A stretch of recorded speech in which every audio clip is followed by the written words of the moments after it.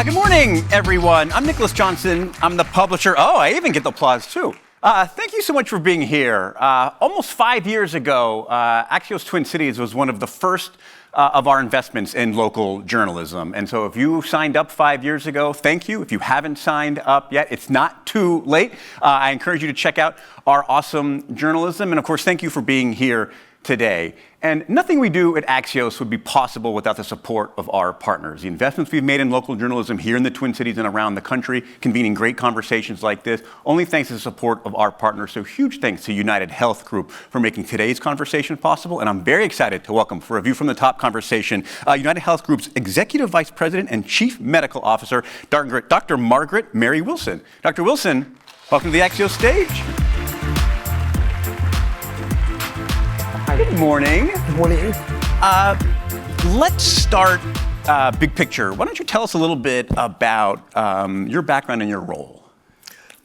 So first of all, thank you for having me, Nick. I currently serve as Chief Medical Officer for UnitedHealth Group. And before this role, I was the Chief Medical Officer for UnitedHealthcare Global. So by way of background, I'm an internist and a geriatrician. I spent the first half of my career at the bedside looking after patients, teaching medical students and residents, and engaged in clinical research. I've also had the opportunity to travel and work across countries. So Nigeria, the country of my birth, worked in the UK and in the US. And I think that actually drove my passion for healthcare systems and has given me interesting perspectives to the differences in healthcare systems and the challenges. So let's dig in on today's news. As Mike mentioned earlier at the top of the event, the release of America's Health Rankings, the annual report came out today. Zoom out a little bit to start to tell us what it is and what it hopes to achieve. So the easiest way to think about America's Health Rankings is it gives a snapshot of the state of America's health. Best description I've heard is, think of it as America's annual wellness visit. Right? It started in 1990. So it's really the longest running analysis of its kind. It pulls from about 30 odd data resources, masses of healthcare data, splices that across demographics, age, education, income, geography. I think the intent of it, and it gives not just the national look, but also talks about state trends and nuances, regional nuances. And the intent really is to provide policymakers, public health officials, all stakeholders interested in public health, the line of sight into, actionable data and thinking through the opportunity to understand how the masses of data influences variation in healthcare trends across our and within our country. You've teased the two things I want to get at about the data and how to action on it. But first, I want to dig in on something you just mentioned. Like, it started in 1990, so you have 36 years of data. As a medical doctor, like, how important and valuable is that kind of trend information? Very valuable. I mean, as I mentioned earlier, I was significantly involved in clinical research, and the one thing any researcher will tell you is that there's masses of healthcare data out there, and it can feel overwhelming pretty quickly. So lots of value in the 36-year time frame, because it's one of the few reports that allows us to actually view those long-term trends with the same sort of approach, the same data set. Like, it gives you a sense of perspective, I guess, instead of those moments in time. Correct. Well, let's dig in. Like, what are the key findings from this year? So, encouraging. Many of them are encouraging. I've already heard one of the previous speakers talk about the reduction in premature deaths. That has gone down by 8%. The reduction in drug deaths has gone down by 3%.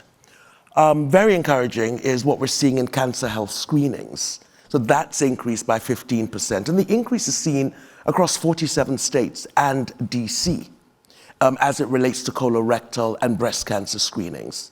The third, tying back to your 30-year question, is what we've seen in mental health providers. If you look at the data from 2018 to 2025, there's actually been a 57% increase in the number of mental health providers. What we're also seeing in the mental health space, the rates of depression, rates of frequent mental distress have not changed. So they appear to be stabilized, which is relatively good news. A significant opportunity, though, that the data reveals is the increasing rates of multiple chronic conditions, and that is 3 or more chronic conditions within the same individual. And we're seeing that increase more in the age group between 18 and 44. Right. So there's a 17% increase there. When you go to the next age range, 44 to 65, it's 12%. And over 65, it's actually the lowest rate of increase, which is 5%. So it sounds like there's a little bit of a good news, a little bit of a bad news element here. Let's do those in order. What are the lessons we take away from the good news?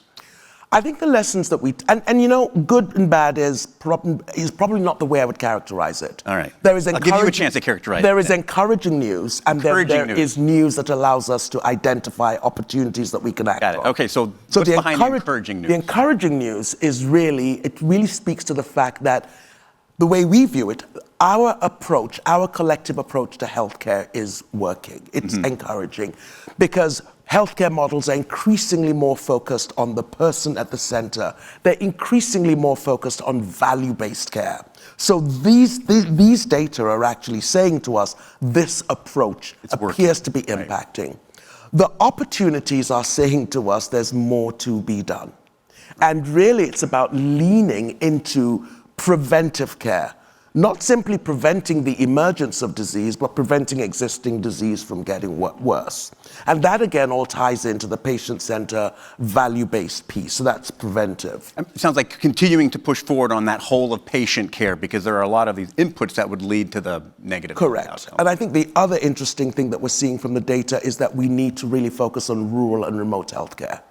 Because even with the encouraging data, it's the improvement. There's still that improvement differential between rural and metropolitan. I mean, that was something the House Speaker said earlier, a focus of hers. Well, let's flip this a little bit into homework. Like for folks in the room, for post-watching online, for policymakers, healthcare professionals, how can they be a force for good?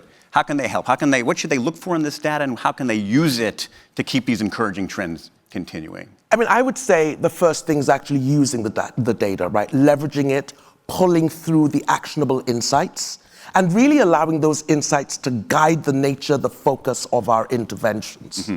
So that's the first thing, it's the approach. And then I think about the areas which we mentioned before.